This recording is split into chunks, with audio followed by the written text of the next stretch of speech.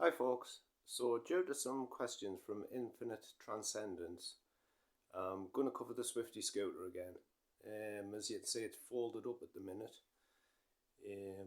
so he wanted some dimensions. So the tallest point, as you can see, is the handlebar from where it's sat on the bench there. That tallest point is 70 centimeters high, so that's like from ground to the top of the handlebar. The width of it, I've actually pushed it right up against the wall and measured the widest part, and that is 18 centimeters. So it's pretty narrow when folded up. Obviously, the handlebars come a little way past the foot deck, and the foot deck's normally the widest point. So when it's folded up, yeah, it's 18 centimeters maximum width, and the length of it from the tip of the front wheel to the back of the folding mechanism, you need 109 centimeters to clear that. So that's basically the dimensions of your Swifty scooter when it's folded up. He was also asking about some of the other stuff on it. So maintenance wise, they are pretty simple. You have basically Tektro V brakes there. Basically you can buy the pads as you can for a bicycle.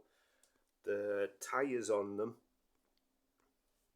you can get them pretty easy as well. These are Kenda K West, which I understand they're not doing them for these anymore. But there is tyres available. Your front hubs are just basically bicycle hubs. So bearings there, they're just bicycle. So yeah, you've literally got your head bearings and your bicycle wheel bearings. Brakes are bicycle. Your frame and everything. This is actually powder coated in a special colour. Unfortunately, the camera won't pick up how metallic it actually is. Deck board is just like a grip tape on there. Just a bit mucky, needs a good clean. Cork grips. So your rail, I've got mud guards on there. This little thing here is what keeps this rear wheel mechanism locked in when it's folded up, so when you carry it, it doesn't open up. Rear brake there. Now this is your locker mechanism for the rear wheel. So basically you'd think you pull it that way, but that's quite hard. You actually push it down against the slide. Now that is all that locks that into that rear when it's open.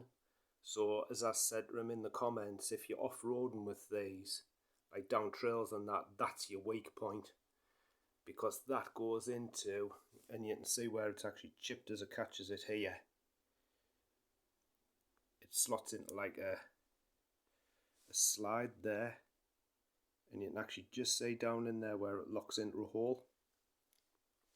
So that's all that holds that back end locked into place on the scooter, and that's obviously your rear brake that presses up against the tyre. Obviously, as I said, when these come, they are on basically what are road bias tyres.